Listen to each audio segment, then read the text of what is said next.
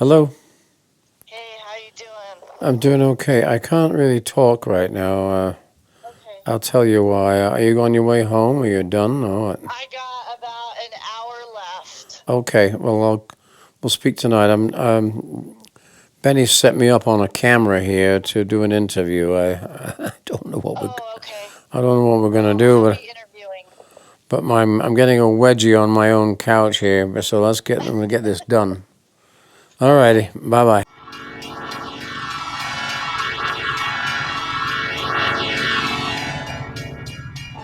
There is really no music business anymore. You know, there's no record deals out there. There's no records. There's no product. It doesn't work like that anymore because you know you can't make a profit. No one wants to pay $35 for a T-shirt. Hands are sticky and my head's ice cold. Shiver tastes sour and my salt tastes sweet. Well, I'd already started playing guitar around about the time I was 14, and I was kind of like playing rhythm guitar in a local band, and then I left that when I was 16 to play in a youth club band called the Drifting Hearts. We were called the Drifting Hearts after a Chuck Berry song. In 1963, I was a 16-year-old on testosterone overload, doing my thing with my groups, playing Bo Diddley and Chuck Berry mainly. I just got some rudiments, some bar chords together and some double note solos, like trying to play Chuck Berry by ear, his solos, you know, which I still am today. But in 1964, I joined a group which featured a local friend of mine. In fact, I got him the gig, actually. Rod Mayall, John Mayall's brother. John was just coming out with his band called the Powerhouse 4. This is before the Blues Breakers. And he decided he wanted to live in a treehouse, so he built a treehouse. And there was a lot of publicity about John Mayall, blues and jazz guy, living in a treehouse in Manchester. It was very artsy and very hip. And so I joined this group in North Manchester. They were called Ivan's Meads. There was a guy called Ivan Robinson.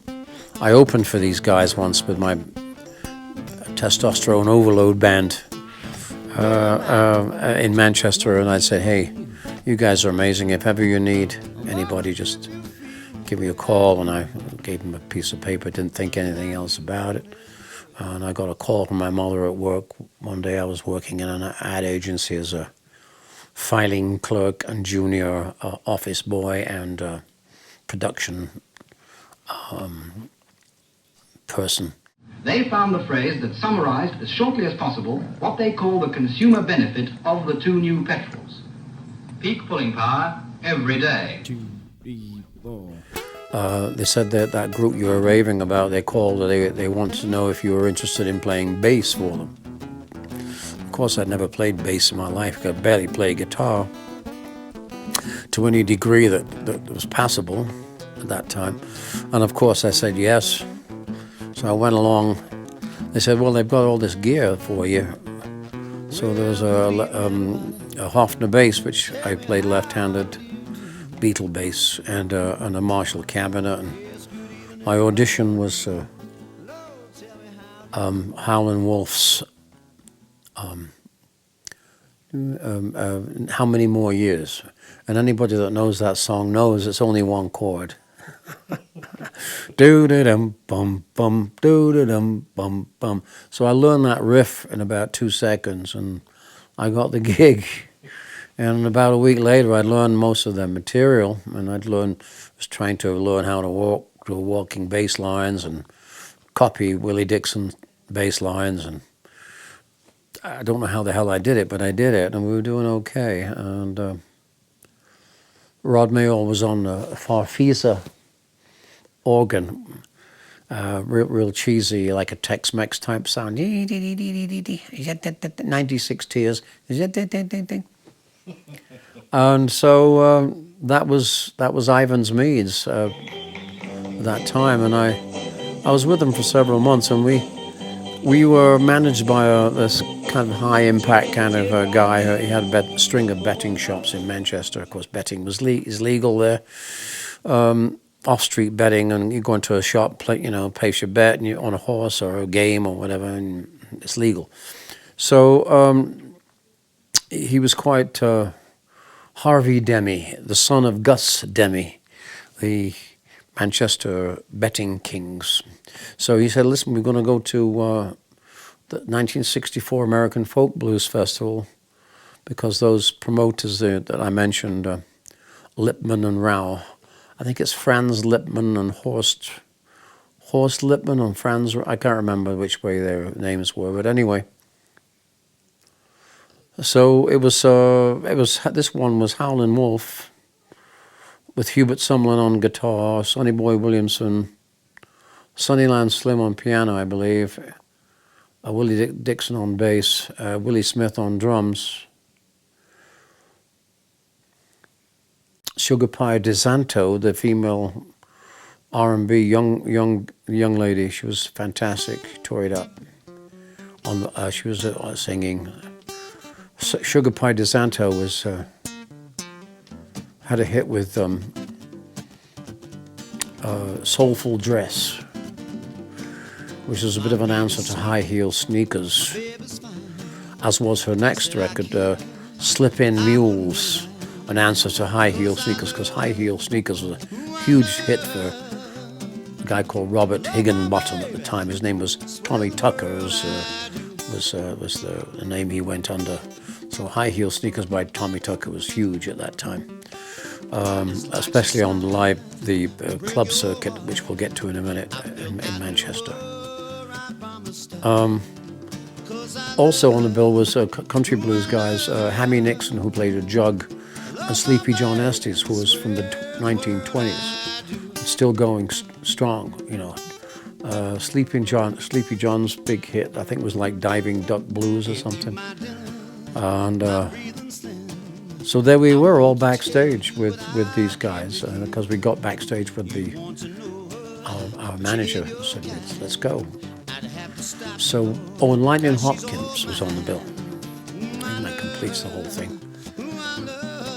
And I remember seeing Lightning Hopkins playing guitar with just a drummer. I think it was Clifton James, not Willie Smith.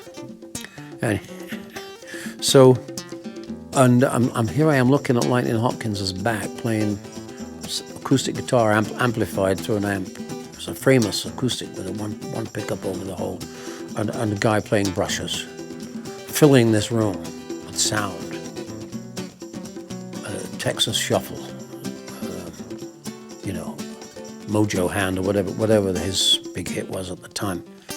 And I'm thinking, after he'd finished his rapturous applause, the place was going bananas.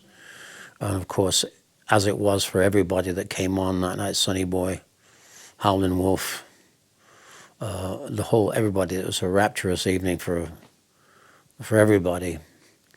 And we were called over to the bar at one point to pose with Sonny Boy Williamson by the bar and have our pictures taken with the band. Rod Mayall, me, and Alan Powell on drums, who later went on to play with Hawkwind and Robert Palmer, and Ivan Robinson on the vocalist, and Roger Cox, who was a guitar player, who after the next adjustment in the band, I left and Roger left at the same time, and I haven't heard from Roger since, but they changed their name, they changed their lineup as Ivan's Meads, and they got a deal with George Martin recording at Abbey Road, and put some singles out. That was the direction I really wasn't looking to go into at that particular time, going full time, and I was attached to my job at that particular time, which is an ad agency. And the aforementioned John Mayall had worked at that agency for some time before I joined, and my production manager said, "Oh, you play music, do you?" And I said, "Yeah." And he said, "Oh, we had a young lad in here. He went down to London to make a record." Well, John moved to London about 64, 65, and the next thing we know, he'd recorded what's known as the Beano album with Eric Clapton, who just left the Yardbirds. So that's a little piece of history there. And in another direction here, the Manchester scene at that time, it's quite common knowledge that there was a blues boom in UK in the early 60s. It's common knowledge because that's where all these original blues artists came over to perform, because there wasn't much going on in their homeland, and they weren't getting treated very, very well, as you know, of all the pain and anguish that they were put through with racism here. So they decided, a lot of the people started to tour regularly over in Europe. Sonny Boy loved Europe, and he didn't. He decided to stay, and he stayed for a couple of years. I think he finally went back to USA in 1965. He did one last recording session with Brian Auger on organ, and Jimmy Page on guitar, and Derek Harriott on alto, and he had Jeff Beck's drummer who played on Truth. Who was Jeff Beck's drummer? Anyway,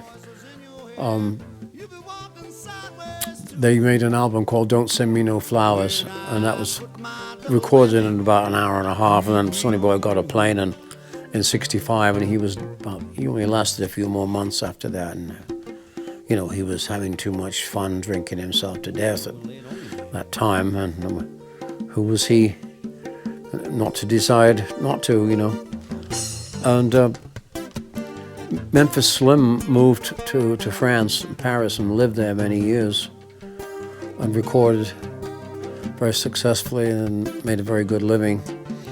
As many jazz players moved to Europe, as we all know, Kenny Clark,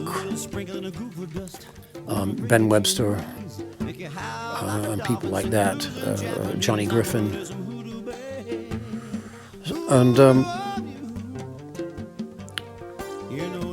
in Manchester, I can give you a pretty accurate description of what it was like in Manchester at that particular time when these blues artists first started coming over, and the kids my age, 16, 17, 18, were getting very, very hip to the blues and learning all about Freddie King, Bmakin, searching for all kinds of records and new names. And that spawned a bit of a market in the 45 RPM record game, because the club in Manchester at that particular time, there were many, but the premier one for live blues was the Twisted Wheel Club, which was situated on Brasenose Street in Manchester at the beginning. It opened in 1963.